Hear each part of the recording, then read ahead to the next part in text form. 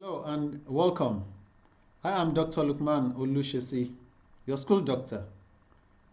Today we are going to be talking about something serious, an issue that has become a perennial problem in many of our campuses.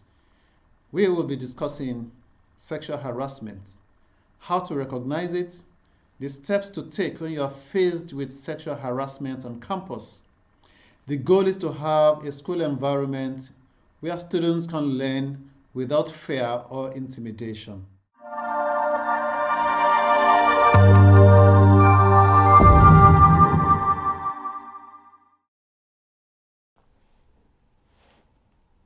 Welcome back. By the end of this video, you will be able to define sexual harassment, recognize the types of sexual harassment, and why harassment is not being reported despite the fact that it is so common on our campuses. By the end of the video, I will take you through a step by step of what you can do if you are a victim of sexual harassment. What then is sexual harassment? Sexual harassment is any unwanted verbal or physical conduct of a sexual nature. There is a clear difference between passing a compliment and saying things that are offensive to you. When it is offensive, it is unwanted, and it is of sexual nature, it is sexual harassment. It usually makes people feel depressed, you feel offended, you feel intimidated, sometimes you feel unsafe. And when these things happen, it should not be ignored. If you ignore it, it will go to the next stage, which is sexual assault. I am sure you don't want that.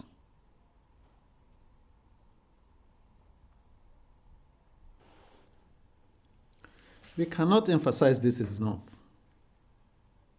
Anybody can be sexually harassed, and sexual harassment can take place anywhere, in schools, at work, at home, in public places. Also, anyone can be harassed sexually. It doesn't matter if you are a male or female. It doesn't matter if you are old or young. It doesn't matter if you are religious and all covered from head to toe, or you are secular and trendy. Sexual harassment can happen to anyone. How do you recognize sexual harassment? When you have inappropriate staring, somebody is just staring at you from, top to bottom, practically undressing you with his eyes, telling sexual jokes, sending or showing unwanted sexual pictures, sexual images, memes, and stickers, whether offline or online, requesting for hugs, dates, and sexual favors, asking questions about your sex life, or asking questions even about your body, making unnecessary physical contact, unwanted touches, spreading sexual rumors about you online or offline, threatening to fail or punish you if you do not accept their sexual advances. We called it reprisal. The whole idea surrounding sexual harassment is to exchange one thing for another. Accept my sexual advances and you will get something in return. All right? And if you refuse my sexual advances, you are going to pay for the consequences. You are going to suffer for it. All right?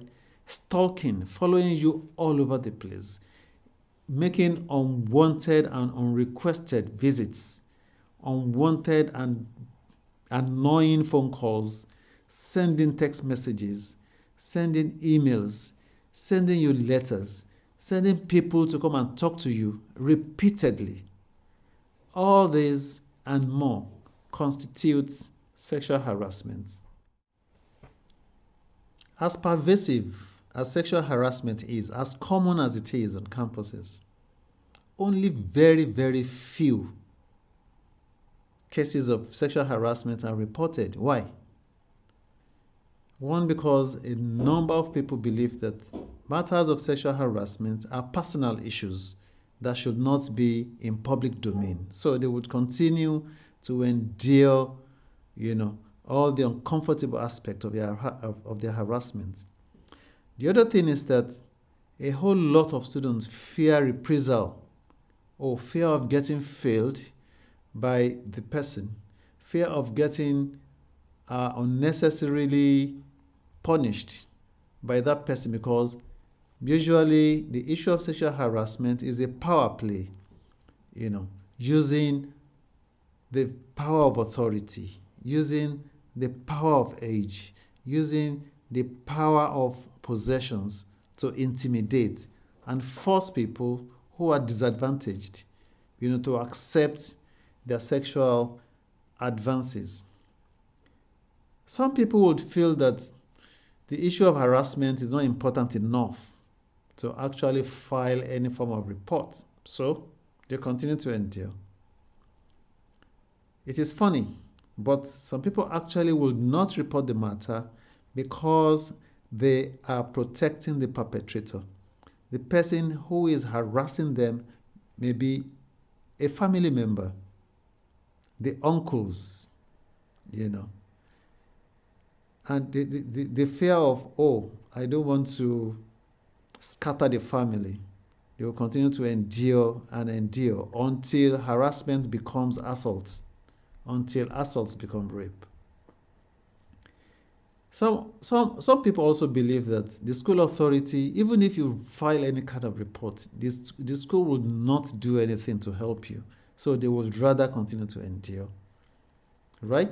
And some people report to authorities. They would rather talk about the issue with their friends and, with their confidants, who would only, give advice. And, some friends would just encourage you to just accept and move on, rather than supporting you to report the issue of harassment. Because when you report harassment, you are saving two persons. You are saving yourself from further harassment. You are also saving the next victim from getting harassed by the person. What then can you do when you are faced with the issue of harassment? The first thing you should know when you gain admission into any tertiary institution is that you approach the appropriate authority. Is it the Student Affairs Office? Is it Student Services Department? You want to find out explicitly, please, what is this institution's policy on sexual harassment? If I am harassed, who should I report to? What should I do? How do I go about, saving myself from a harasser? Secondly, when the harassment begins, you want to keep record, because eventually these are the things that are going to save your neck. You want to keep record of what happened. You want to keep record of where it happened. You want to keep records of when it happens. Are there any witnesses? Is there anyone with you while this harassment is going on? Day in, day out, week in, week out, month in, month out? Do you have evidences, text messages, screenshots of online chats? Get all these records and keep them safe. It could be your savior. The third thing that you must do is to take steps to ask them to stop. You have to do it with respect. You have to do it calmly and firmly. For instance, you may say, "Sir, when you look at me like this, I really feel uncomfortable. Please, sir, stop." Or you may want to say, "Sir, I said no before when you asked me. Please, I'm not going to change my mind. Sir, if you don't stop, I may have to report this matter to the authority." Or you may say that, "Sir, I am going to file a report if you touch me or talk to me like this again. Sir, do it with respect, but be firm about it." There's a clear difference between passing compliments and getting sexually harassed. On all this, you want to go to the next stage. Address the situation by reporting. If you have tried speaking to the person and they won't stop, or if you don't feel safe or comfortable confronting the person, then you need to report the incidents. It will give your reporting a whole backing and power if you go with your parents to report the matter to the authority. It will be difficult to sweep it under the carpet. It will also boost your confidence that the chances that there will be a reprisal, that this person is going to punish you for reporting, will be slimmer if your parents are involved, if the authority is involved. Sometimes you would do everything possible and follow all the to-dos in this video, yet the harassment continues, depending on how systemic sexual harassment is permitted in your institution.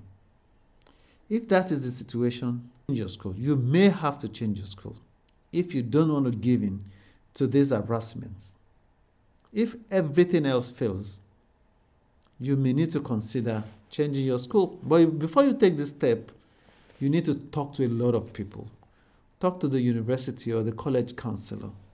Go to the health services department and talk to them.